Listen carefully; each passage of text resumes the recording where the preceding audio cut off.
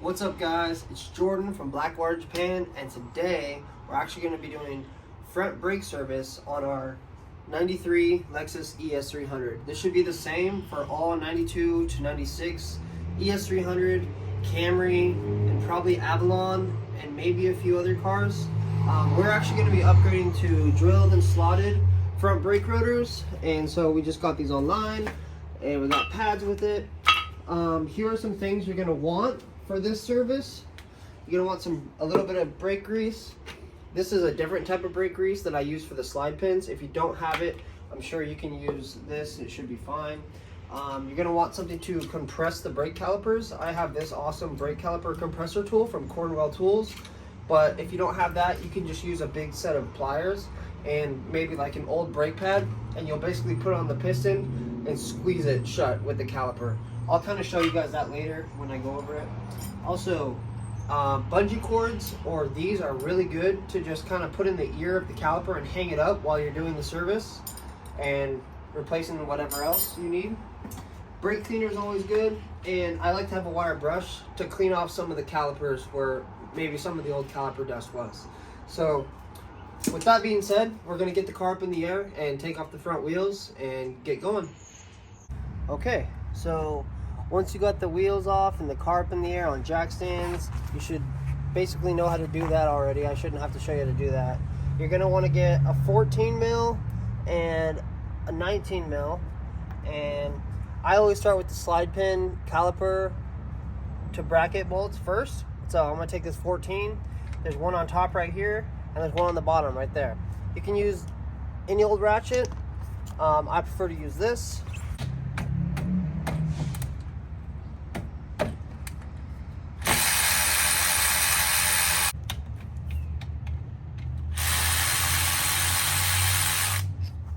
Easy peasy. And then I got my little hook up here, so I can just take this caliper off, put it right here through the hole, and find a good place to hook it so it's kind of out of the way, and just like that. So now you're gonna have these little springs. Take these off. Hopefully your new caliper set came with new springs. Take these out. You can see I got pretty close down to the metal. Definitely got my use out of my pads, for sure. And then now you're gonna have two bolts that are 19s, one for this caliper bracket at the top. I apologize, these are actually 17s, my fault. My mistake on that. It's a 17 for the caliper bracket. And these will probably be a little tighter. You might actually need to put some oomph in them. See if I can get this loose. Oh yeah. Oh, that's not bad. Nice and easy. Try to find the bottom one with my finger.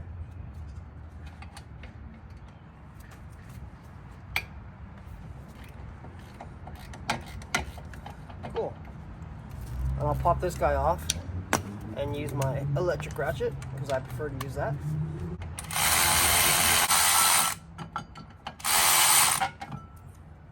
And boom, there's your caliper bracket. So this is what we're going to be greasing here. See how these are really stuck in here. So a vise might help. Actually using the right socket for this might help. You can kind of twist and turn them. I'll probably use my vise. Actually no, look, looks like with some finger. Oh yeah, we got them. So I'll take these guys out. Make sure you pay attention to which one goes on top, which one goes on bottom. Don't avoid doing this part. You always want to re-grease these or your calipers can get frozen up, and you don't want that because then you'll have a seized caliper on one side. So if you look closely, this one has a black thing, and that's for the bottom, and this one doesn't. That's going to be for the top. So we'll put this here.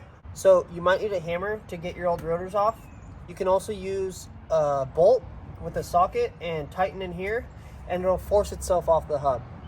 So you just have to find the right bolt. If you got one laying around, that works, that's good. If not, hammer time, baby. All right, so here I got a 32 ounce snap-on hammer.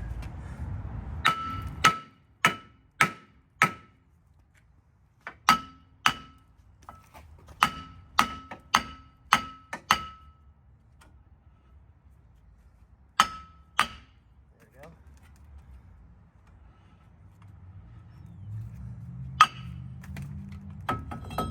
Okay, and there's the old brake rotor. So, a few things you can do now is you can take a wire brush and clean up these little brackets here if you don't have new ones that come with your brake setup. And I would also recommend possibly getting some wire brush up in here. And then you can also compress this, so we'll go with that. I'm gonna grab my wire brush and compress tool. So I got my compressor tool. This is gonna compress the brake piston. It's an awesome fucking tool. If you don't have one, you should get one. I'm sure they sell some on eBay or Amazon as well. And you basically just get it to the right size, stick it in here, hold it down, and start ratcheting. Hold on a second, try to help you guys see. Okay. And then slowly but surely, you should start compressing that caliper.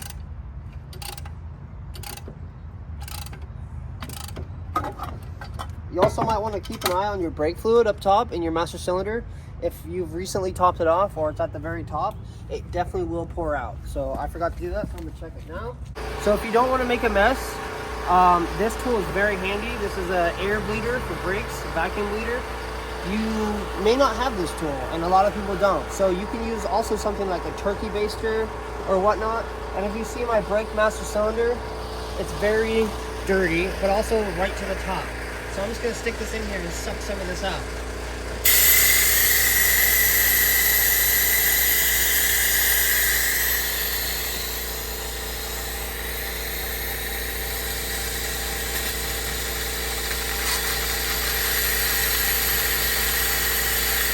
And that's pretty much it.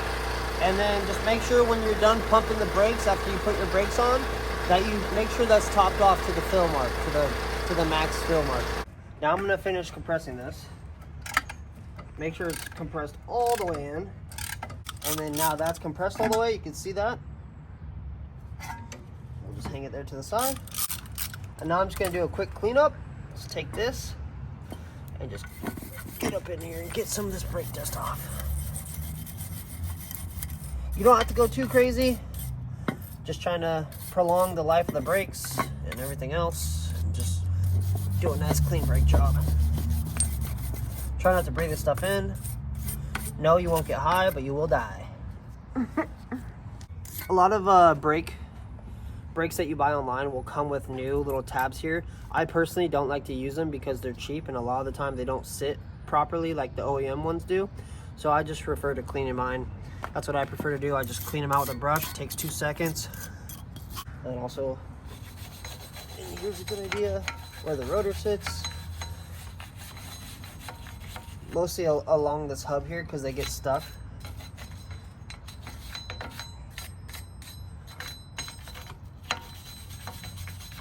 It's just some good preventative maintenance to do. It's not 100% necessary if you want to do the cheapest and fastest, easiest brake job you've ever done. You don't have to do this, but it's recommended. This is what a professional would be doing. They would be cleaning some of this stuff up, making sure that there are not going to be any noises, nothing sticking, and yada yada yada. I like to just get a good spray, mostly just where the pad contacts are. This, and then probably in here a little bit.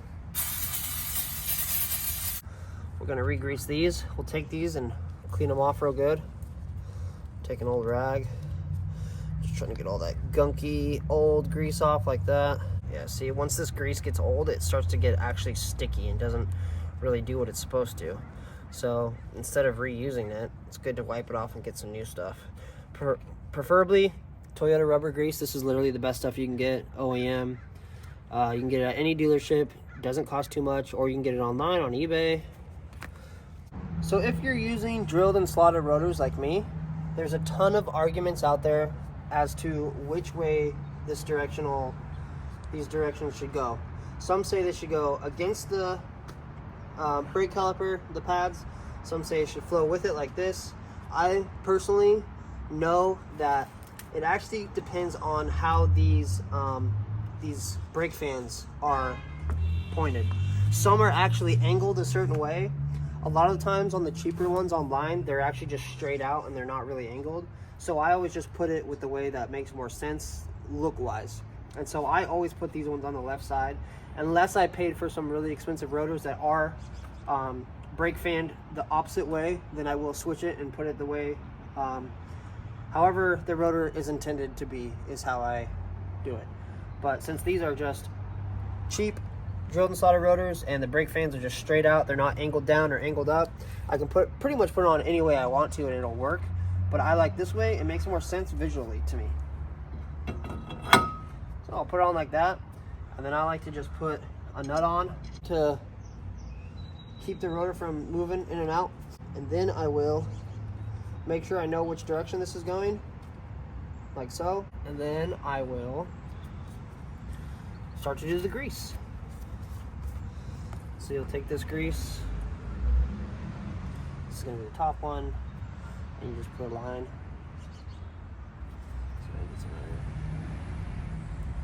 Don't go too crazy with it, but don't leave it too dry. Something like that. A little bit at the tip. And then when I put these in here,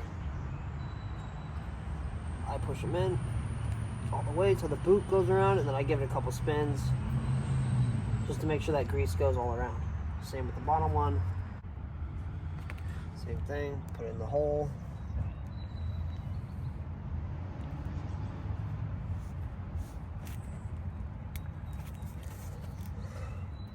Till that boot pops over, give it a couple spins, and you're good. And then we'll start to put our bracket back on. Get that one started, get the bottom one started.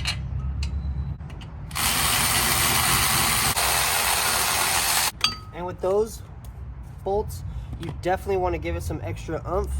If you don't have a torque wrench, that's fine.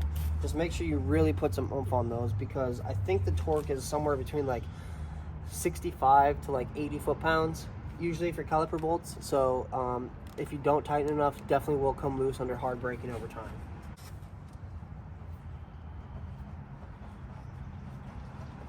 Now we have these pads.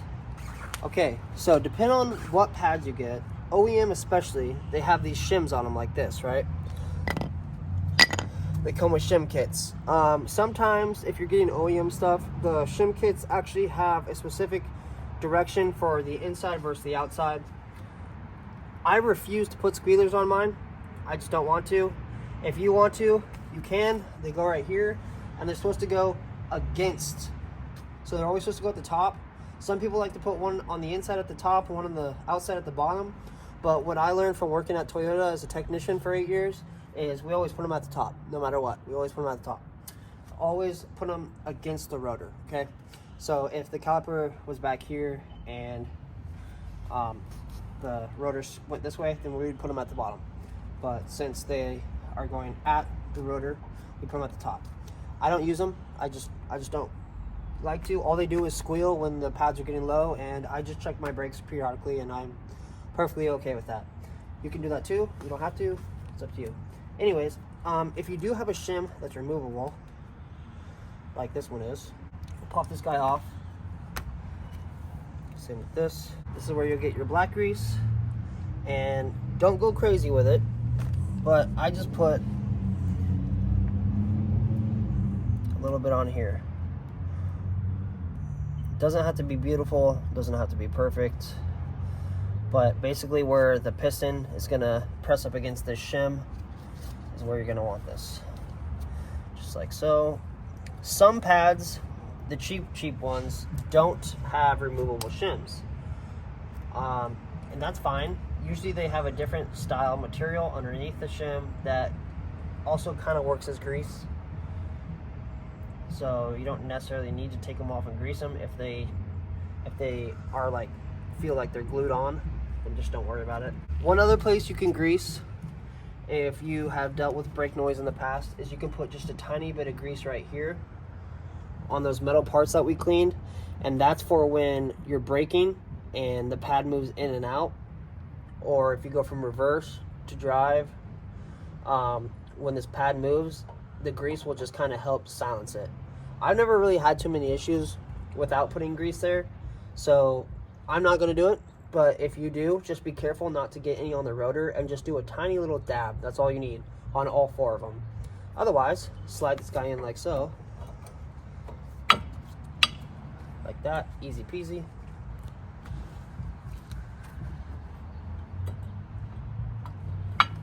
And then I failed to show you guys, but there's little holes right here, and that's where these are gonna go. So if you have new ones, put those in now. I give it a little pinch before I put it in, because if you don't, then the pads will start to come out before you can get the caliper on, and it starts to get a little annoying. Just like that. Just give it a little pinch. And that's how those little clips go. And now it's time to take this guy off. And as long as this is compressed all the way, slide this over, get your bolt in.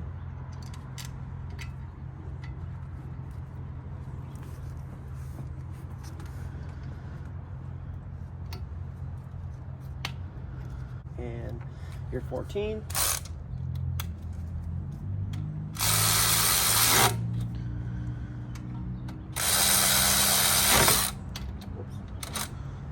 And with these ones, you do want to make them snug, but you don't want to go crazy tight on them like with the caliper bracket bolts.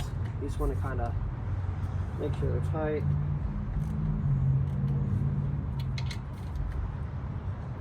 Because ideally, when you see me tighten this, this should spin. Yeah. Because these should spin. And that's it. That's pretty much how you do the brakes. Super simple. One other thing I left out with this grease is that some people also like to put grease on the part where the caliper touches the pad, and that's fine. If you're a big guy on grease, go for it. Put a little bit there, put a little bit there, a little bit on the round part on the piston. Looks like someone did that before, where the piston touches. Yes, all that will help you with brake noise. It's not 100% necessary, but it's totally up to you what you want to do if you want to do that. And yeah, so I'm gonna go to the other side now, and then we'll go for a test, and I'll show you guys how to make sure that your brakes are ready to drive on, and we'll break the brakes in, essentially. We just got the other side done, and before we put on the ground, I'm just gonna pump the brakes a few times and get the piston and the brakes bed in, so they're sitting in nice and tight. And the fluid, when you do that, can you see this fluid right here? You'll see right now, since we compressed the pistons, it's gonna be as high to the top as possible. But once I press the brake pedal a couple times, it's actually gonna go down a little bit. So then after I press it a few times and let this bed in a little bit, I may or may not have to top it off. I just wanna make sure it's at the max mark. Just gonna come in here, and I'm just gonna pump the pedal a couple times. All the way to the floor. Real hard, all the way to the floor. Oh, see, and then it stops right there. So now I know that the piston has compressed and pushed the pads up against the rotor as much as it needs to. Okay, that feels good, nice and tight. And as you can see, it did go down, but just barely. We were still at the max mark, I think, or just under it. So we'll just top that off, even though the brake fluid's really dirty. I recommend Toyota .3 brake fluid, but brake fluid is brake fluid, so you can pretty much use any .3 or whatever you prefer.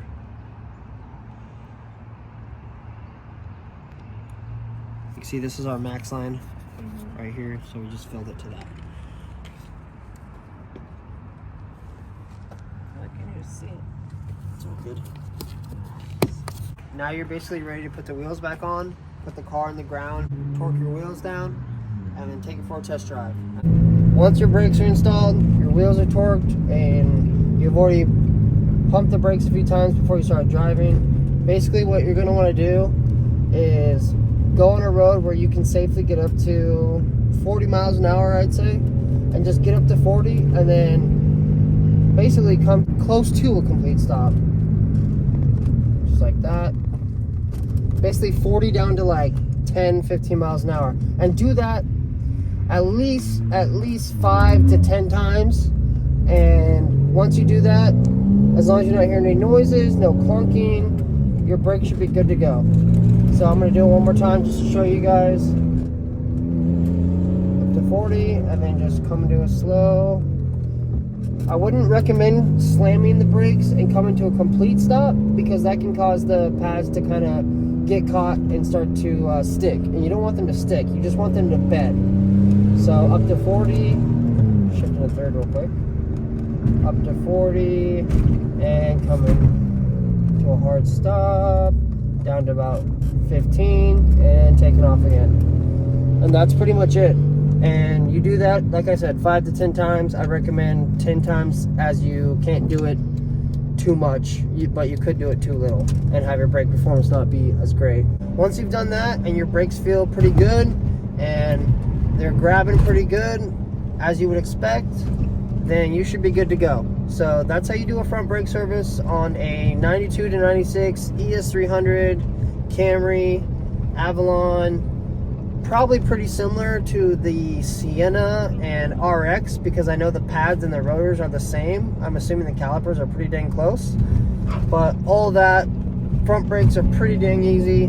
If you can jack up your car and take your wheels off, you could probably do your own brakes, as long as you got the right tools. So anyways, I hope that helped whoever was watching this video. And stay tuned for more Lexus, ES, GS, SC content. And also like, comment, subscribe, and check out us on Instagram, YouTube, and eBay at blackwater.japan. Thanks for watching, guys. Peace.